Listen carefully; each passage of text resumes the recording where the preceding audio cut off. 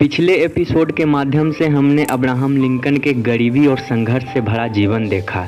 Lincoln की ईमानदारी और सच्चाई से भरा जीवन भी एक संघर्ष के साथ ही बीता और ये संघर्ष गरीबी से खुद को निकालने का नहीं था।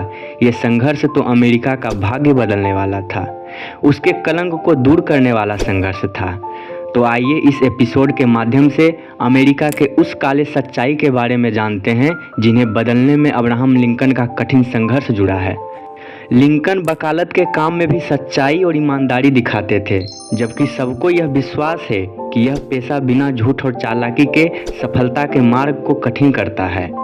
एक दिन क्या हुआ, एक मुकदमे की सुनवाई थी। अदालत में आवाज़ पड़ी तो लिंकन अदालत में अपने एक मुवक्किल को मना कर दिया। जब उन्हें लगा कि केस की कुछ जानकारी उनसे छुपाई गई है, वो बोले, मैं तुमको $600 दिला सकता हूँ और केस भी जिता सकता हूँ, परंतु ऐसा करने से मैं एक ईमानदार परिवार को तबाह कर दूंगा। इसलिए मैं ना तो तुम्हारा मुकदमा लड़ूंगा और ना ही तुमसे कुछ फीस लूँगा, पर मैं तुमको एक सलाह बिना फीस के ही देना चाहता हूँ।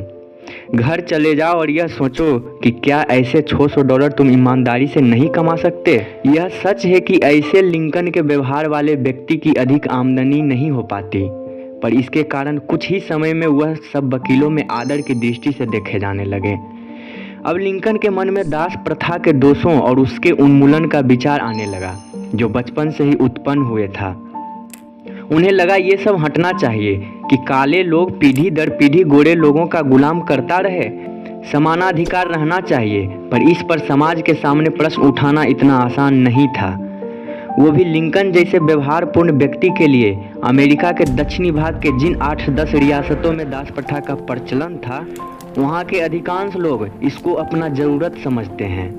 इस दास प्रथा को वो लोग गलत मानते ही नहीं, क्योंकि ये पिछले कई सौ वर्षों से चली आ रही थी। वो इसको हर हाल में कायम रखना चाहते हैं और उन्होंने धमकी दे रखी थी कि अगर वाशिंगटन के शासकों ने इसके लिए कोई प्रस्ताव पास किया तो वो गणराज्य से अलग हो जाएंगे। ये केवल धमकी ही नहीं थी, वहाँ के निवासी कट्टर थे और जो कोई दास प्रथा के विरुद्ध आंदोलन उठाता वो उसकी जान ले लेता। वहाँ के गैरसिन ने दास प्रथा का विरोध किया और लिबरेटर पत्र निकाला तो उस पर कई बार हमला किया गया और उसके प्रेस को खत्म करवा दिया गया। जॉन ब्राउन दास प्रथा के विरुद्ध झंडा खड़ा किया तो उसे पूरे परिवार सहित जान देना पड़ा। इतना ही नहीं, जब प्रेसिडेंट कैनेडी ने इन हवसियों को समानाधिकार का कानून पास कराया तो दक्षिणी रियासत के एक नगर में दिन दहाड़े इनकी हत्या कर दी गई। हवसी इन गुलामों को बोला जाता था। ऐसा नहीं है कि और लोगों में ये विचार नहीं पनपी कि ये गलत है, इस दास प्रथा का अंत होना ही चाहिए, पर इस न्याय के लिए जो भी आवाज़ उठती वो उसी खामोशी से बंद हो जाती और मेन गृह युद्ध होने के भय से कोई भी शायद ही अंत तक दास प्रथा के उन्मूलन का समर्थन कर पाते थे। जब लिंकन ने दास प्रथा के उन्मूलन का समर्थन किए तो काफ़ी विरोध हुआ। एक विरोधी ने तो हद कर दिया। उसने लिंकन से पूछा, यदि तुम हवसी महिला यानी इस गुलाम महिला को तुम दासी के रूप में नहीं देखना चाहते हो तो क्या उसे तुम पत्नी के रूप में स्वीकार करोगे? लिंकन ने उत्तर देते हुए बोला, मैं इस बनावटी तर्क का बड़ा विरोध करता हूँ। मुझे हवसी महिला की किसी रूप में ज़रूरत नहीं है, मैं उसे अकेले ही रहने दूंगा। माना कि कई तरह से निश्चय ही वह मेरे स्तर की नहीं है, लेकिन यह उसका स्वाभाविक अधिकार है कि अपनी कड़ी मेहनत के पसीने से उसने जो रोटी कमाई है वो खा सके। अगर इस दृष्टि से देखा जाए तो वह मेरे बराबर की है और भी सभी के बराबरी कर सकती है। अमेरिका की इन दक्षिणी रियासतों में यह कलंकपूर्ण दास प्रथा इतनी जड़ जमा चुकी थी कि लिंकन भी उसे मिटाने में हताश हो जाया करते थे। इसलिए एग्रेशन में आकर अब्राहम बोले, अगर सभी दासों को मुक्त करके मैं गणराज्य को बनाए रख सकता हूं तो मैं ऐसा ही करूंगा, और यदि मैं कुछ दासों को मुक्त करा के और दूसरों को मुक्ति नहीं दिला करके भी गणराज्य को बचा सकूं तो मैं वह भी करने को तैयार हूं। लिंकन का मन दास प्रथा के विरुद्ध हमेशा से था, परंतु देश की एकता की रक्षा के लिए विवश होकर कुछ झुकने को तैयार था। उनका मानना था, अगर सिद्धांत रूप से दास प्रथा को अवैध घोषित कर दिया जाए तो व्यवहार के रूप में धीरे धीरे समाप्त की जा सकती है। लिंकन को और भी बहुत सारी दिक्कतें तो ज़रूर आई, इसमें कोई संदेह नहीं कि दुनिया पहले ऊपरी तड़क भड़क से प्रभावित हो जाती है और मज़ेदार और लच्छेदार बातों में बह जाती है, पर सत्य में भी बड़ी भारी शक्ति है। वह भले ही धीरे धीरे प्रकट होती है पर दिखावटी और अस्थायी होती है।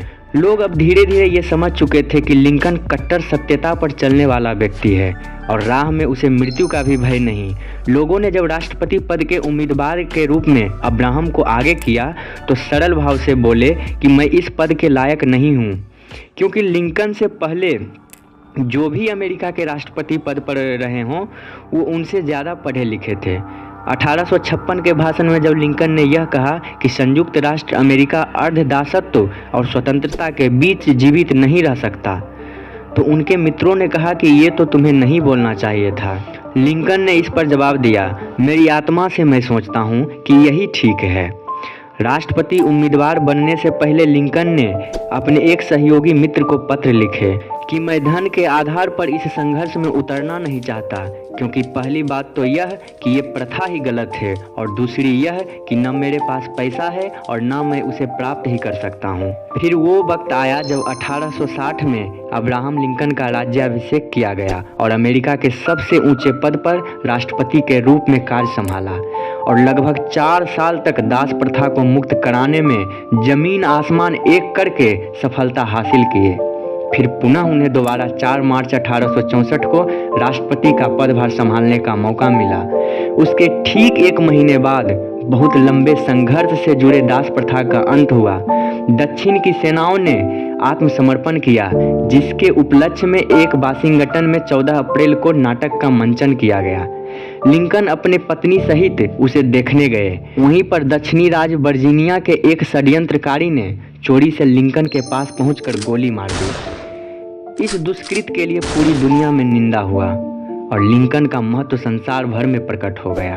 अब्राहम लिंकन के जीवनी में राष्ट्रपति तक के सफर को संक्षिप्त रूप में मैंने आपके सामने प्रकट किया। आगे आपको किनकी जीवनी सुननी है या कौन से बुक की स्टोरी समझनी है तो कमेंट बॉक्स में अपना मत जरूर दें। चैनल को सब्सक्राइब करके बेल आइकन जरूर क्लिक करें। मिलते हैं नेक्स्ट वीडियो में। धन्यवाद।